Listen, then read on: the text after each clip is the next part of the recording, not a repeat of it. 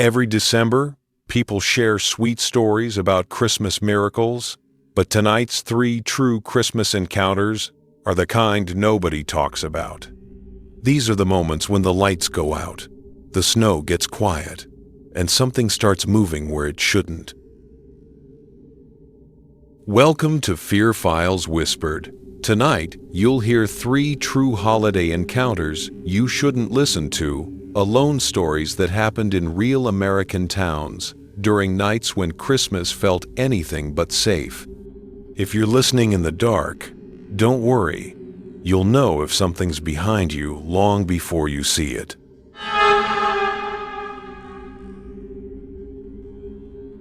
I've lived in Flagstaff, Arizona for 3 years. Long enough to appreciate the quiet winters, but not long enough to stop feeling the isolation that comes with living alone in a town where the snow piles up faster than your thoughts can keep up. My name is Aaron. I'm 29, and last December was the first Christmas I'd ever spent completely by myself. Not by choice. My parents were in Florida. My sister was visiting her in-laws, and my ex-fiancé had left 6 months earlier, taking the dog and the wedding date with her. I told everyone I was fine, that I needed the silence, that work at the auto shop was exhausting enough. The truth was, the quiet hurt. It made everything echo. And when you're lonely long enough, you start wishing for anything, any sign that you're not as invisible as you feel. I used to think that was just a sad thought, until the night something knocked on my door. Twice. It was Christmas Eve, around 1:52 a.m. I remember the exact time because I looked at the clock and wondered who the hell would be awake at that hour, especially during a snowstorm thick enough to blur the world outside my windows into static. The first knock was soft, almost polite, like whoever was out there didn't want to bother me, which made it somehow worse. I froze on the couch, halfway through a leftover burrito, listening. A second knock came exactly 5 seconds later, firm, deliberate, like a code. And for some reason, it made the temperature in my chest drop even colder than the air leaking through the window frames. I wasn't expecting anyone. I didn't order anything. I didn't have neighbors who stopped by. But loneliness does strange things to your logic. Some part of me, pathetic and starved for connection, actually thought, maybe someone remembered me. I pulled on my boots and opened the curtain just an inch, and that's when I saw him. A man in a full red Santa suit stood perfectly still on my porch, shoulders rigid, hands hanging at his sides, not waving, not shifting, just waiting. His beard wasn't fluffy and white like the mall Santas you see. It was long, yellowed, tangled, and wet with melting snow. His suit looked old, not vintage, old, like it had never been washed, like it had outlived real winters and real people. His head was tilted slightly down as if he were staring at something on my welcome mat. I couldn't see his face, only the top of his hat and the suggestion of a grin hidden behind that stained beard. Every instinct told me not to open the door, but then a small, stupid flicker of hope twisted inside me. What if he needed help? What if he was lost? What if this was my chance to feel useful again? I cracked the window open just enough to speak through. "Hey man, are you okay?" He didn't answer. Instead, his head twitched just a tiny movement, like he had heard me but didn't quite know how to respond. Then he lifted his hand, slowly, stiffly, like the joints didn't bend right. And in that hand, I saw something small, wrapped in newspaper, a gift. The kind of thing you might leave on a porch when you're trying to be kind, except nothing about this felt kind. "You've got the wrong house," I said, trying to sound firm. I didn't order anything. The man stayed silent. Snowflakes whirled around him. sticking to his suit, but he didn't shiver. He didn't move at all. He just waited. When I didn't open the door, he lowered his hand back to his side, the gift dangling loosely, and he took one step backward off the porch, then another. Then, without turning around, he disappeared into the storm. I waited a full minute before opening the door. The gift sat exactly where he'd stood. I should have ignored it. I should have called the police, but the emptiness in my house made me weak. I crouched, grabbed the small package, and brought it inside. The paper was damp, the twine tied so tightly it cut into the edges. I hesitated, heart thudding, and unwrapped it. Inside was a Polaroid photograph of me standing in my kitchen from behind. I nearly dropped it. There was no timestamp, no explanation, just me, blurry, vulnerable, unaware that someone had been inside my home. The hairs on my arms prickled so sharply, they hurt. I grabbed a knife from the counter and walked room to room, checking closets, under the bed, the crawl space, every inch of the house, nothing. But the sense of being watched clung to me like humidity. It didn't leave. I barely slept.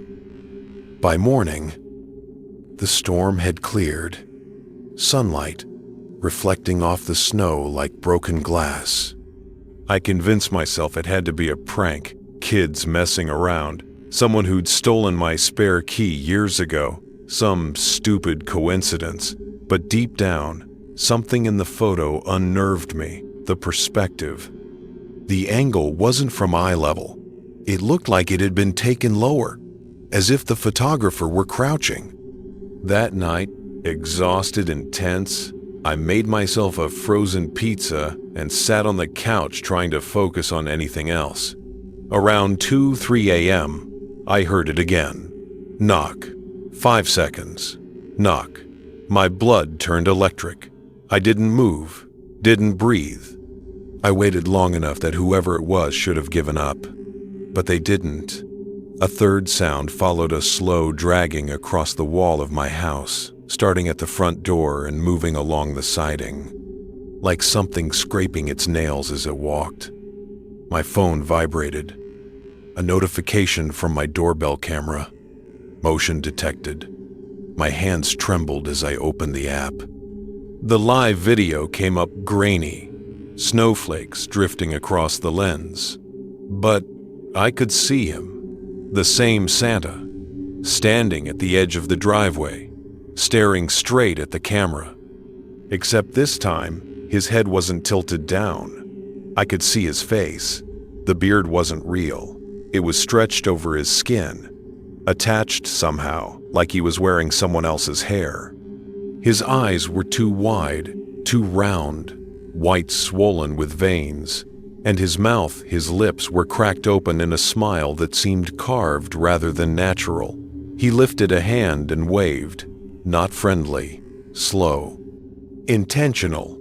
I shut off the lights and ducked behind the kitchen counter. The knocking didn't return, but the scraping did, circling the entire house this time, like he was tracing its shape, memorizing it. I don't know how long he stayed there. I don't remember falling asleep. I woke up at dawn on the floor, stiff and nauseated. The house was silent, too silent. I checked the doorbell footage.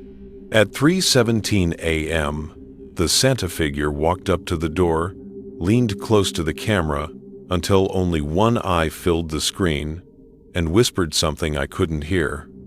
Then the lens fogged from his breath, and he stepped away. At 3:19, the footage glitched. For a full 3 seconds, the screen went black. When it came back, the porch was empty. No footprints in the snow. No sign of him leaving. That was 2 days ago. I haven't gone to work. I haven't slept in my bedroom. I keep every light on, every curtain closed. But the worst part wasn't the knocking, or the photo, or the way he seemed to know my name when he whispered it into the camera. The worst part was the last notification my phone received right before the footage cut out. A message that shouldn't exist. New accessory detected. Indoor camera. I don't own an indoor camera. And somewhere in this house, one was connected at 3:19 a.m. the minute the screen went dark. I've searched everywhere, every vent, every shelf, every shadow. I can't find it, but I know he's watching. And tonight is Christmas. And for the past hour, I've been hearing something lightly tapping inside the walls. Not knocking, not scraping, tapping, twice, always twice, like he's reminding me he didn't leave. And that somewhere, just out of sight, he's still here waiting for me to open the door.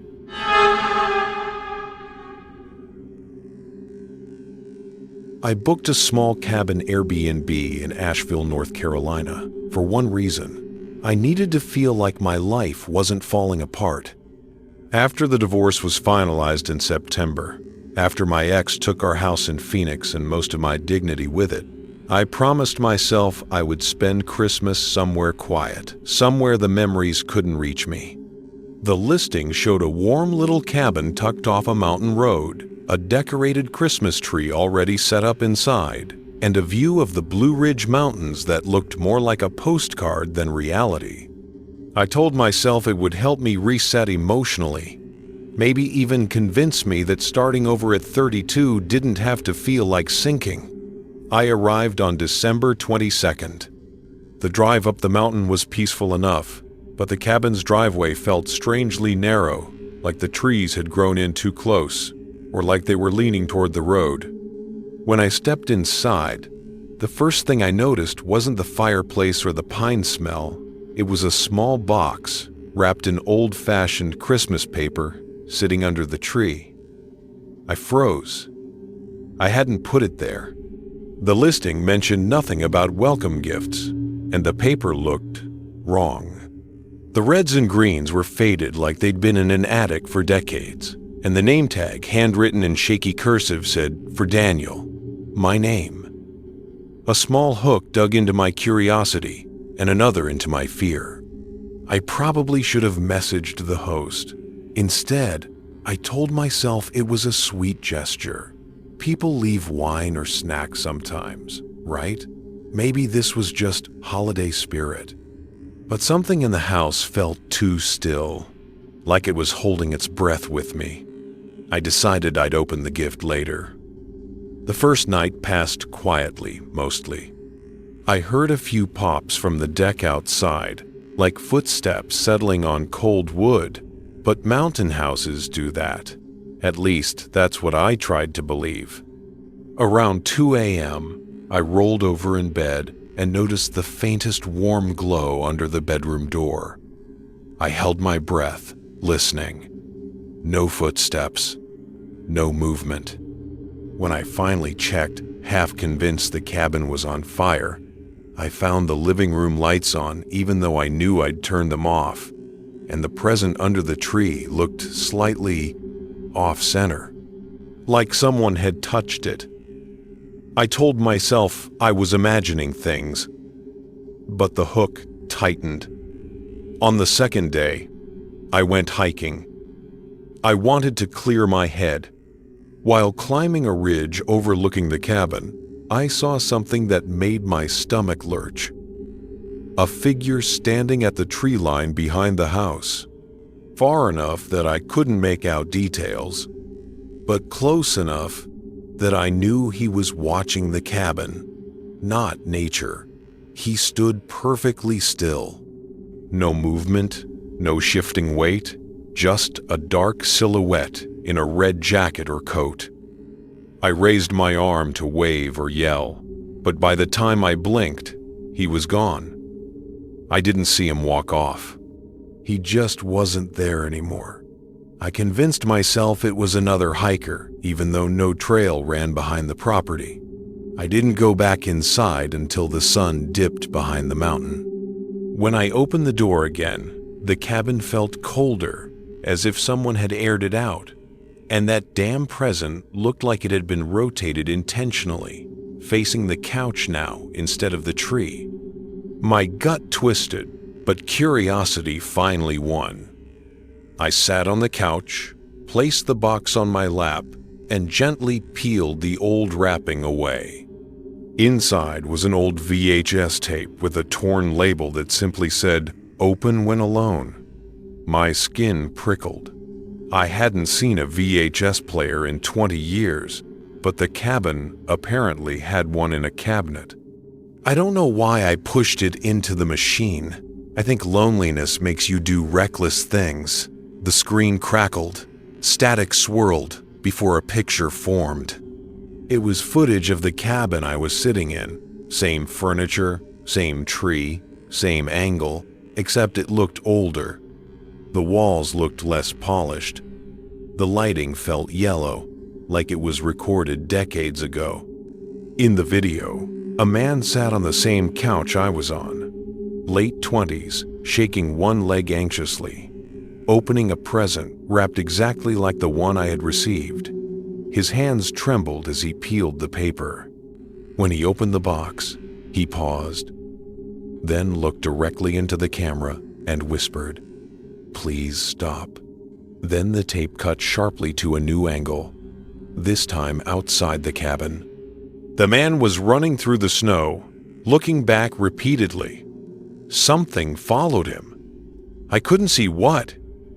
Only the shaking of the camera and the man's terrified breathing. The tape ended when he reached the tree line. The screen went black. No credits, no date. My throat went dry. I rewound it, thinking maybe there was some explanation, some watermark on the footage or a timestamp. Nothing. Only one thing changed. At the very end, for a split second, the camera seemed pointed at the cabin door, and a figure in a red coat stood in the porch light. I turned off the player so hard the plastic cracked. The hook sank deeper than ever. That night, every sound in the cabin felt amplified. The trees creaked like bones. The fireplace popped violently. The cabin seemed to inhale and exhale. Around midnight, just as snow started falling loudly against the windows, someone knocked on the front door, softly, 3 taps. Not loud enough to sound threatening, but deliberate enough to feel wrong. I stayed frozen on the couch, the VHS tape still sitting beside me like a curse. Another knock, this time slightly louder. "Daniel." A voice, whispered, muffled, but unmistakably speaking my name. I didn't move. I didn't breathe. "You forgot to open the rest." Rest? I looked toward the tree. There were now 3 presents beneath it, all wrapped in the same antique paper. My heart slammed painfully in my chest. I hadn't heard anyone enter. I hadn't heard anyone place them there. I stood, slowly, every part of me screaming not to. But some awful, magnetic pull, loneliness, fear, curiosity, made me step toward the tree. I opened the first new box. Inside was a Polaroid of me arriving at the cabin, taken from the woods. The second box held a Polaroid of me sleeping last night. The angle was from inside the bedroom. I felt my knees weaken.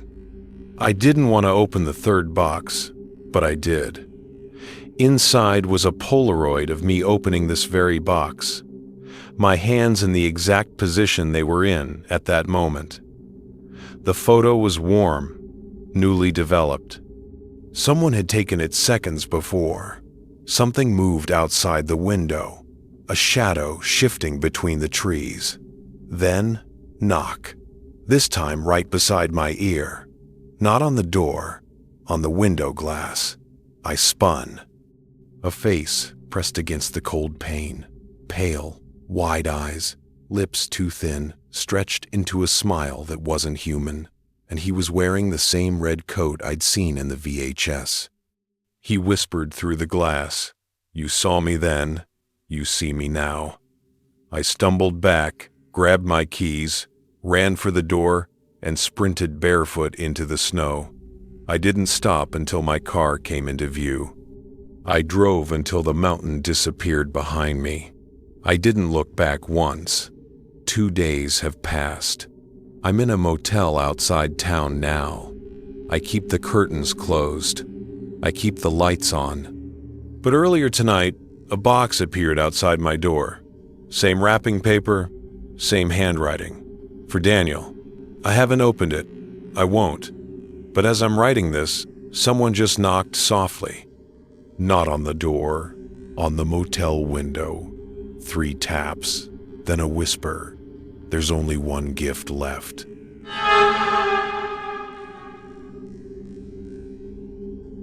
I spent Christmas of 2019 inches, Burlington, Vermont, for one reason. I needed to feel close to my brother again.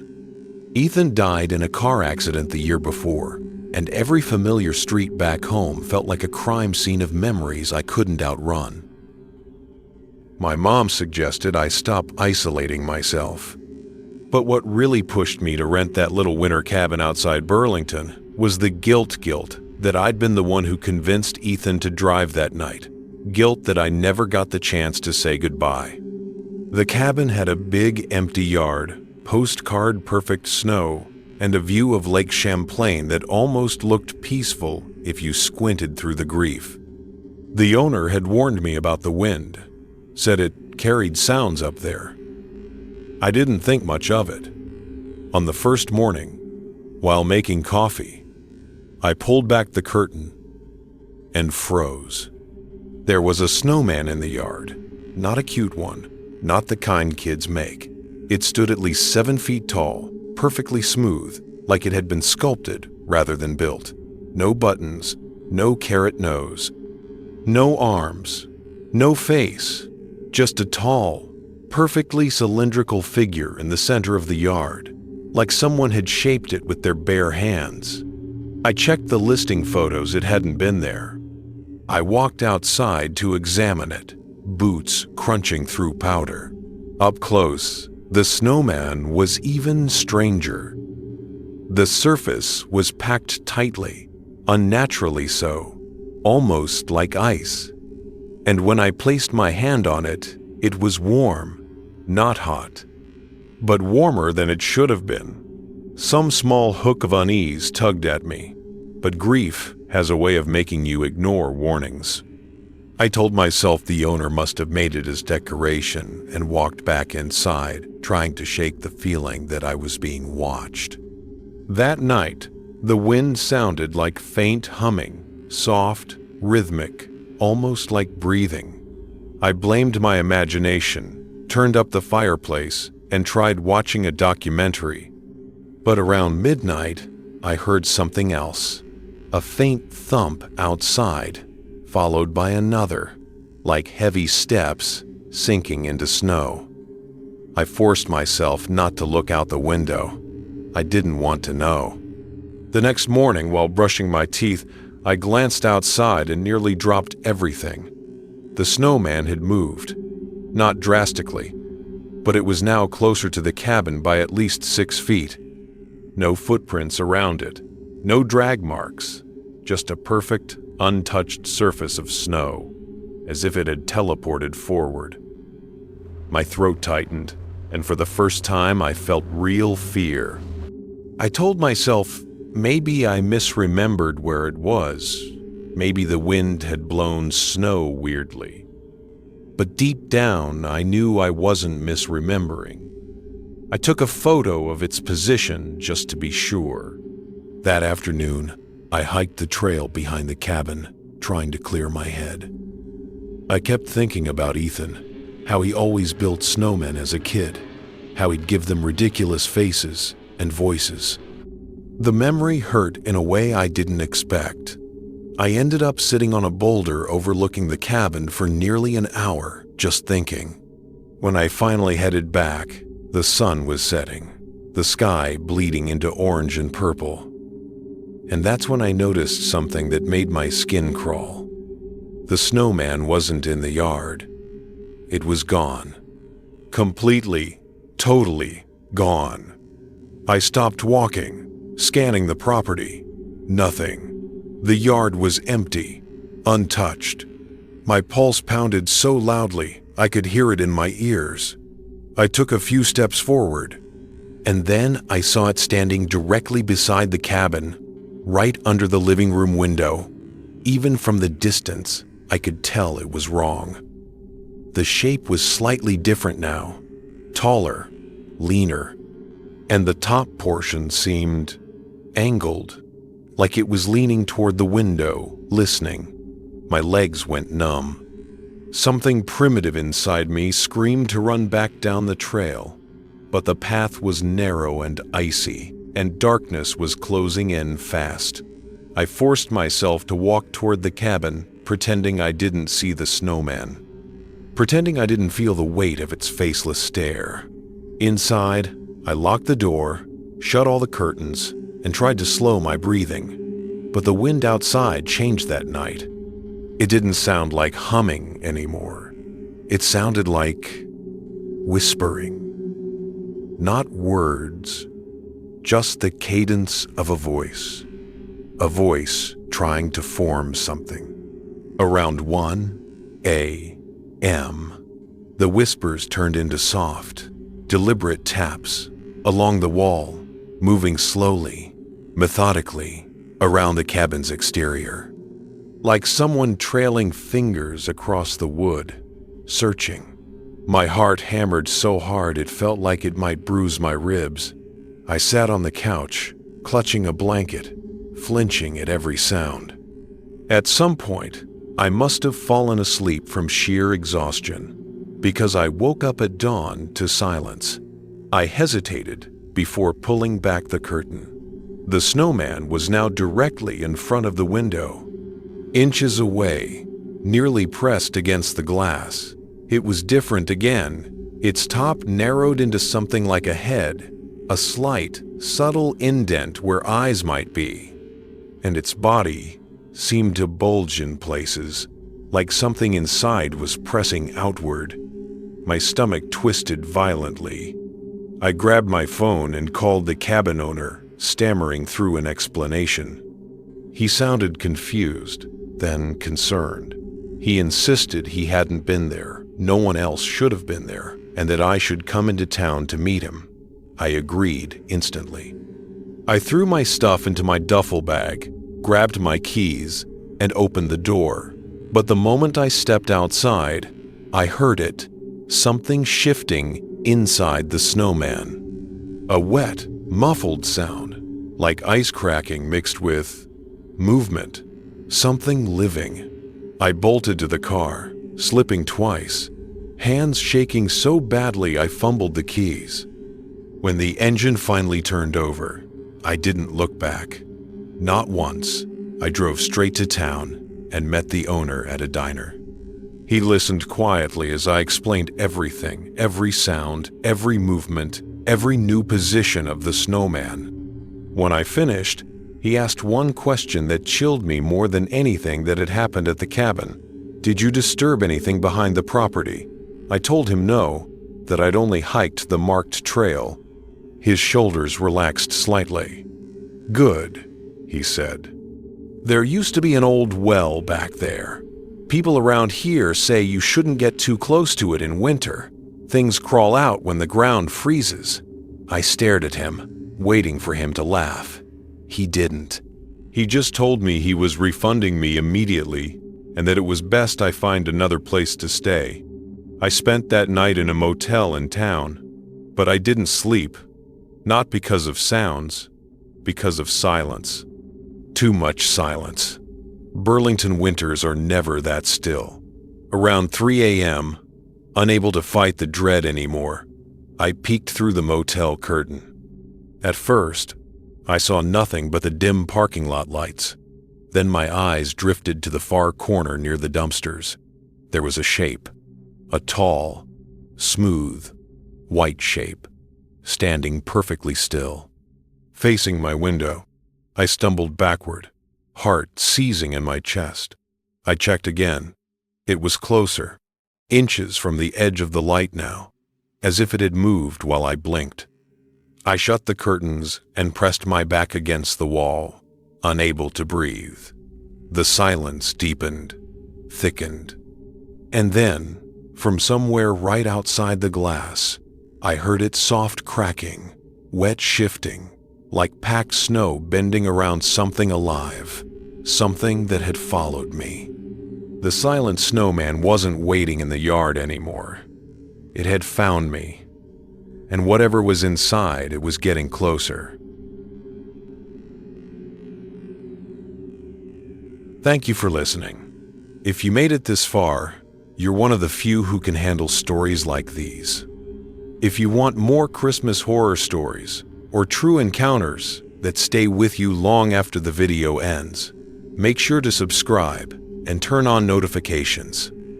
And if you're brave enough, check out the next video waiting for you right now. Stay safe this winter. The nights are only getting longer.